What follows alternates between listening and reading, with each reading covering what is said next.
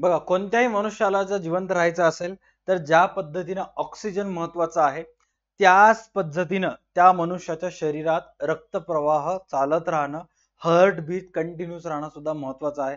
ज्या मोमेंटला हे 2 ते 3 गोष्टी बंद पडतील त्या मोमेंटला त्या मनुष्याचं अस्तित्व या पृथ्वी तलावरून, या वसुंधरेवरून संपून जाईल. सर आखिर काही ना क्या चाहते हो? त्याच पद्धतीने एका व्यावसायिकाला त्याचा व्यवसाय कंटिन्यूस करण्यासाठी पैसा महत्वाचा असतो, उधार महत्वाचे असते आणि वस्तू महत्वाचे असतात. नमस्कार, मी प्रसाद DA2 अकॅडमीच्या आणखी एका व्हिडिओमध्ये तुमच्यापैकी प्रत्येकाचं स्वागत करतो. आजच्या ह्या क्लासमध्ये आपल्याला बघायचं आहे जसं एका व्यावसायिकाला व्यवसाय चालवण्यासाठी पैसा महत्वाचा असतो त्याच पद्धतीने व्यापारी कर्ज वस्तू उधारीवर विकणे तितकंच महत्वाचं असतं. काय सांगण्यात आलेलं आहे चेक करा. कोणताही व्यवसाय कर्ज व उधारीशिवाय चालविता येत नाही. बरोबर आहे. प्रत्येक ट्रान्झॅक्शन मी नगदीच करेन पॉसिबल नाही. काही काही वेळेस परिस्थिती अशी येते की तुम्हाला तुमचा व्यवसाय रन करण्यासाठी, व्यवसाय चालविण्यासाठी तुम्हाला कर्ज घ्यावं लागतं. त्याचबरोबर तुम्हाला तुमच्या व्यवसायातल्या वस्तूंची विक्री जी आहे ते उधारीवर चालवावी लागते, उधारीवर विक्री करावी लागते. त्याच्यामुळेच इथे एक लाईन लिहिण्यात आलेली आहे, ते म्हणजेच काय की उधारी हा व्यवसायाचा काय आहे? उधारी हा व्यवसायाचा आत्मा आहे. ज्या मोमेंटला आत्मा शरीरातून बाहेर, इथं फक्त शरीरच नुसतं धड जिवंत राहणार. All right. त्यानंतर व्यापारी कर्ज हा अल्प मुदतीचा कर्जाचा एक महत्वाचा स्रोत आहे. व्यापारी कर्ज हा अल्प मुदतीचा एक महत्वाचा स्रोत आहे. आता व्यापारी कर्ज म्हणजेच काय? एक व्यापारी दुसऱ्या व्यापाराकडून उधारीवर वस्तू आणणे आणि जेवढ्या रुपयाची वस्तू उधारीवर आणला त्या तेवढ्या रुपयाचं व्यापारी कर्ज त्याच्यावर असेल. राईट. आता उधारीवर वस्तू आणून तो खाऊन घेणार आहे का? नाही. तो वस्तू विकणार. विकल्यानंतर जेव्हा पैसे येतील, आल्यानंतर पैसे ज्याच्याकडून उधारीवर आणलं त्याला देऊन टाकणार. आता हे सर्व गोष्टी होजेपर्यंत जोपर्यंत अमाऊंटची परतफेड होत नाही, मुद्दल रकमेची परतफेड होत नाही, तोपर्यंत ते व्यापारावर व्यापारी कर्ज असतं. काय सांगण्यात आलेलं आहे चेक करा की उत्पादक, घाऊक विक्रेते तसेच वस्तूंचा व साहित्यांचा पुरवठा उधारी करणारे व्यापारी धनको असे समजले जाते. काय काय नाही तुम्हाला व्यवस्थित सांगतो. पहिलं पॅराग्राफ होते. अशा प्रकारचे कर्ज उधारी ही विक्री वाढविण्याच्या उद्देशाने देऊ केली जाते. याशिवाय पूर्वपार चालत आलेल्या पद्धतीनुसार त्यांना अशा प्रकारची सवलत उधारी द्यावी लागते. पूर्वापार म्हणजेच काय की भाई हे आजची मेथड नाही, हे बापजादा खानदानापासून आजोबा पंजोबा खापर पंजोबा त्याच्या अगोदरच्या सगळ्यांपासून चालत आलेली म्हणजे चालत आलेली एक पारंपरिक पद्धती आहे. ह्याच्यामध्ये काय करण्यात येतं चेक करा. साधं सिंपल सोपं आहे, जास्त अवघड करायचं नाही. हा A B C D E. Okay. आता ए या ठिकाणी आहे उत्पादक. राईट. एजंट. बी या ठिकाणी आहे एजंट. सी या ठिकाणी आहे घाऊक व्यापारी. डी या ठिकाणी आहे किरकोळ.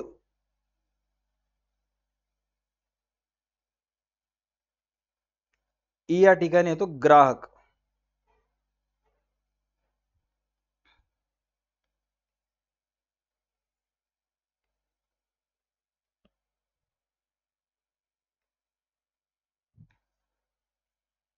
या ठिकाणी कोण येतो? ग्राहक. आता हे सगळे लाईन कसं चालते व्यवस्थित चेक करा. सर्वात पहिले राईट, उत्पादकानं 50,000 रुपयाच्या वस्तू उत्पादकानं काय केले व्यवस्थित चेक करा. 50,000 रुपयाच्या वस्तू एजंटला विकले 60,000 ला. एजंटला कितीला विकले? 60. एजंटने ते 60,000च्या वस्तू घाऊक व्यापाऱ्याला विकले 70,000 ला.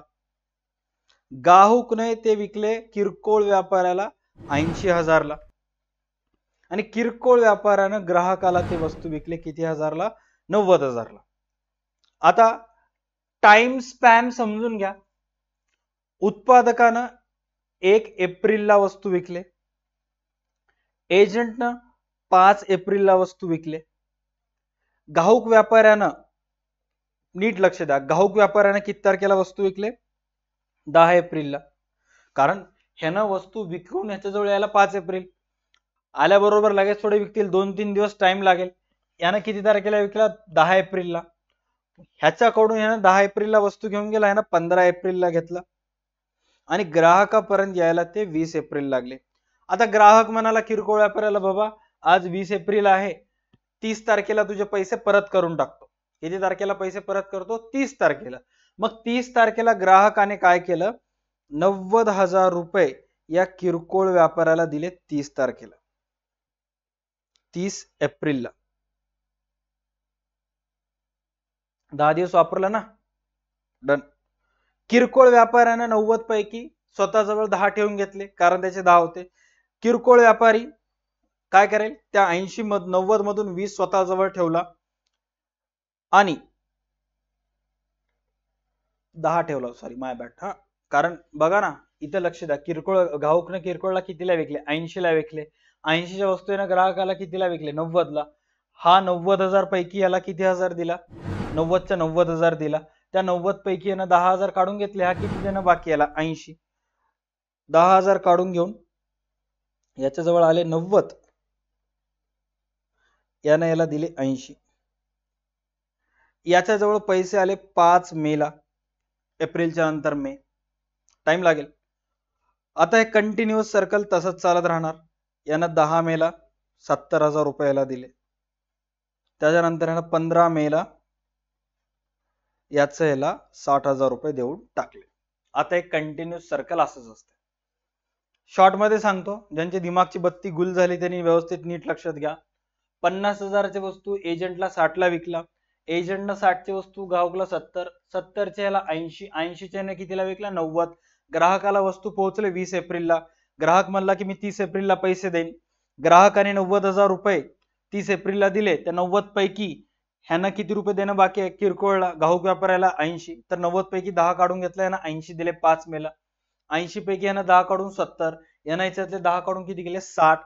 आता उत्पादकानं किती तारखेला वस्तूची विक्री उधारीवर केली होती? सर 1 एप्रिलला. त्याला पैसे कितीला आले? सर 15 मेला.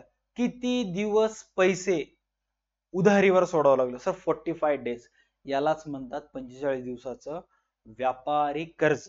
काय म्हणतात? व्यापारी कर्ज. एकमेकांना उधारी देत गेली, त्यामुळे सगळ्यांचाच फायदा झाला, सगळ्यांजवळच पैसे आले. जर उधारी दिला नसता, हे सगळेच मेले असते, राईट. मग ग्राहकापर्यंत वस्तूच गेली नसते. आणि जोपर्यंत ग्राहकाला वस्तू भेटणार नाही, तो त्याचं सेवन करणार नाही, त्याला समाधान होणार नाही, तोपर्यंत हा पैसे नाही देणार. एकदा त्याच्याकडे वस्तू गेली, त्याला भेटली, तो समाधान झाला, मग तो पैसे देईल आणि मग सगळ्यांचंच पोट भरेल. All right. अशा पद्धतीने व्यवसाय, उधारी कर्ज किंवा व्यापारी कर्ज चलत असतात आणि आजपासून नाही, हे पिढ्यापासून चलत आलेल्या आहेत. व्यापारी कर्ज हे रोखीचे कर्ज नाहीत. हे लगेचच्या लगेच तुम्हाला पैसे द्यावं असं नाही, निवांत विक्री झाल्यावर द्यायचं. बघा काय सांगण्यात आलेलं आहे, ही एक विक्री झाल्यानंतर एका ठराविक कालावधीनंतर रक्कम देण्याची सवलत आहे. जेव्हा हा घाऊक व्यापारी उत्पादक एजंटला वस्तू विकतो, तो सांगतो की 45 दिवसाच्या आत मला पैसे आणून दे. एजंट जेव्हा घाऊक व्यापाऱ्याला सांगतो, तो सांगतो की मला 40 दिवसाच्या आत आणून दे. घाऊक व्यापारी जेव्हा किरकोळला विकतो, तो 30 दिवसाच्या आत सांगतो. किरकोळ व्यापारी जेव्हा ग्राहकाला विकतो, तेव्हा 15 दिवसाच्या आत सांगतो आणि ग्राहक 10 दिवसाच्या आत पैसे आणून देतो. आणि जेवढ्या लवकर ग्राहक पैसे देईल, तेवढ्या लवकर ते पैसे कोणाकडे पोहोचतील? उत्पादकाकडे जातील. नगदीचं इथं घेणं देणं नसतं. त्याच्यानंतर काय सांगण्यात आलेलं आहे, वेगळ्या शब्दात सांगायचे झाल्यास, जेव्हा देय रक्कम देण्याआधीच पुरवठादार सप्लायर ग्राहकांना वस्तू विक्री करतो, तेव्हा त्यास व्यापारी कर्ज म्हणतात. म्हणजे पैसे देण्याच्या अगोदरच व्यावसायिक जे आहे ते वस्तूची विक्री उधारीवर करायला, त्याला व्यापारी कर्जच म्हणतात. इथं बघा, जेव्हा उत्पादकानं एजंटला 50,000 ची वस्तू 60,000 ला विकलं होतं, तेव्हा एजंटला पैसे मागितले होतं का? नाही. तो म्हटला होता अगोदर वस्तू घेऊन जा, वापर, निवांत मला पैसे आणून दे. याचा अर्थ उत्पादकानं एजंटला कितीचं व्यापारी कर्ज दिलं? 60. एजंटनं घाऊक व्यापाऱ्याला कितीचं कर्ज दिलं? 70. घाऊक व्यापाऱ्याने किरकोळ व्यापाऱ्याला कितीचं कर्ज दिलं? 80. किरकोळ व्यापाऱ्यानं ग्राहकाला कितीचं कर्ज दिलं? 90. आता एक ग्राहक असतो का? नाही, अनेक ग्राहक असतात. या 90,000 पैकी काही ग्राहक 5,000 ची वस्तू नेतात, काही 300 नेतात आणि मग शेवटी सगळे पैसे आणून देत असतात. ओके. डन. व्यापार उद्योगामध्ये पॅरेग्राफ नंबर 3, व्यापार उद्योगामध्ये अशा कर्जाला अनन्यसाधारण महत्व आहे आणि व्यापारी जे असतात हे अशा कर्जाला अतिशय महत्वाचं आहे.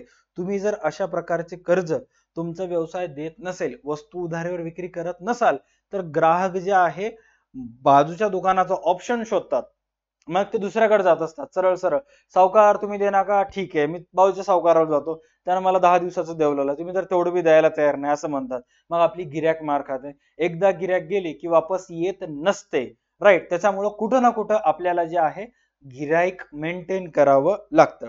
छोट्या घाऊक विक्रेत्यांना अशा कर्जासाठी पुरवठादार सप्लायरवर अवलंबून राहावं लागतं, कारण कोणत्याही कर्जाऊ दस्तऐवजांवर सही न करता कर्ज घेण्याचा हा सोपा मार्ग आहे. बघा आता तुम्हाला जर 50,000ची वस्तू घ्यायची आणि तुम्ही जर बँकेकडून कर्ज मागत असाल, बँक 1760 चौकशी करते. राईट. त्याच ऐवजी तुम्हाला 50,000ची वस्तू घ्यायची, तुम्ही तुमच्या गावातल्या किंवा गावातले लोक शहरातल्या एका ओळखीच्या दुकानदार जवळ जाऊ दे, दुकानदार गेल्याबरोबर या या या पाटील बसा इथं, या या या सरकार बसा इथं, काय पाहिजे काय नाही सांगा, मी देतो की ओळखीचा हो किंवा तुम्ही असं का करायला, आपल्या वडिलांच्या पासूनचे संबंध आहेत, काळजी करू नका. राईट. आता मी ह्या आपल्या कोचिंग क्लासेसच्या इंडस्ट्रीमध्ये येण्याच्या अगोदर किंवा आपल्या क्लासेस टाकण्याच्या अगोदर माझ्या वडिलांचं दुकान होतं. ओके. आणि मी स्वतः वडिलांच्या दुकानामध्ये 8-8, 9-9 घंटे बसत गेलेलो आहे. आणि त्यावेळेस जे दुकानदार येत होते, आता त्यांची मुलं यायलेत. आणि मग मी जेव्हा आता दुकानात जातो तेव्हा मी त्यांना म्हणतो की अहो काळजी करू नका, तुम्ही आम्ही एका वयाचे असले तरी मी तुमच्या वडिलांना सुद्धा ओळखतो आणि तुमचे वडील एक वेळेस त्यांच्या वडिलांना घेऊन आले होते. आपलं जी ओळख आहे ते पिढ्यानं पिढ्याचं आहे. ओके. माझ्या वडिलांनी तुमच्या वडिलांना उधारीवर दिलेला आहे, म्हणजे मी सुद्धा कर्तव्य आहे, मी तुम्हाला उधारीवर देईल. आणि मग हे एकमेकांचं असं नातं जपायचं असतं, याच्यामध्ये कोणत्याही सयासुयाची गरज नसते. ओके. त्याच्यानंतर इथं काय सांगण्यात आलेलं आहे चेक करा. पुरवठादार वस्तूंची विक्री करतो. आता मी त्या व्यक्तीला उधारीवर वस्तू विकायलो, याचा अर्थ तो घरी घेऊन जाऊन खाईल का, नाही. तो काय करेल, तो घेतलेले वस्तू घेईल, त्याच्या गावी जाईल, त्याची विक्री करेन आणि विकल्यानंतर पैसे मला आणून देईल. त्यामुळे इथं काय सांगण्यात आलेलं आहे, पुरवठादार म्हणजे मी वस्तूंची विक्री करतो, स्वेच्छेने 30 अथवा अधिक दिवसांची देयक बिल देण्यासाठी मुदत देऊ करतो. आणि मी त्याला सांगतो की घ्या, गावाकडे जा, वस्तू विका, मला पुढच्या महिन्यात पैसे आणून द्या. आज किती तारीख आहे, आज म्हणतो आज 5 तारीख आहे, चालेल मला पुढच्या महिन्याच्या 5 तारखेला पैसे आणून द्या. मग तो 1 महिन्याच्या कालावधीत तो गावात जातो, वस्तूची विक्री करतो, विक्री केल्यानंतर पैसे मला आणून देतो. जर मुदतीच्या आधीच देयक रक्कम दिली गेली तर तो त्यावर सूट देतो. व्यापारी कर्जाच्या अटी व नियमही लवचिक असतात आणि आपल्या अटी व नियम लवचिक आहेत. आता मी त्याची ओळख आहे म्हणून, त्याचे वडील मला ओळखीचे आहेत म्हणून, त्याचे आजोबा मला ओळखीचे आहेत म्हणून मी त्याला 1 महिन्याची साईट दिली. ओके. तो या गोष्टीचा जर गैरफायदा घेऊन 3 महिन्यानंतर जर आला तर मग मी त्याला पहिली वॉर्निंग देईन की बघा, तुमचे आमचे नाते आहेत, व्यवसायामध्ये आणि रिश्तेदारीमध्ये फरक असतं. राईट. मी तुम्हाला आता एक चान्स द्यायलो, याच्यानंतर जर कधी तुम्ही 1 महिन्यापेक्षा जास्त वेळ लावलात पैसे आणून द्यायला, तर मग मला नाईलाजानं पुढच्या वेळेस तुम्हाला वस्तू उधारीवर देत असताना जेवढं कालावधी तुम्ही लेट केलात त्याच्यासाठी तेवढ्याच कालावधीसाठी मला तुम्हाला व्याज घ्यावं लागेल.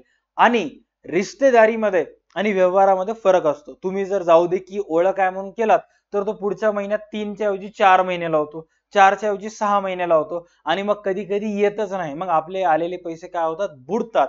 मग बुडल्यानंतर लक्षात येते की यार मी तर ह्याला आपलं मानलो होतो, ह्यानं मधीच हाणलाय असं वाटतं. ओके. सो अशा पद्धतीनं व्यापारी कर्जे हे जेवढे लवचिक असतात तेवढेच ते अलौकिक पण ठरू शकतात. बट शक्यतो समोरच्या व्यक्तीला पण व्यवसाय करायचा आहे, आपल्याला पण व्यवसाय करायचा आहे, आपल्यापेक्षा जास्त काळजी त्याला असते, कारण त्याला माहित असते की ह्यांनी आपल्याला उधारीवर दिलेली आहे. आज जर आपण यांना पैसे वेळेवर दिले नाही तर उद्या आपल्याला हे वस्तूची विक्री करू शकत नाहीत, उद्या आपल्याला उधारीवर देणारा कोणीच राहणार नाही.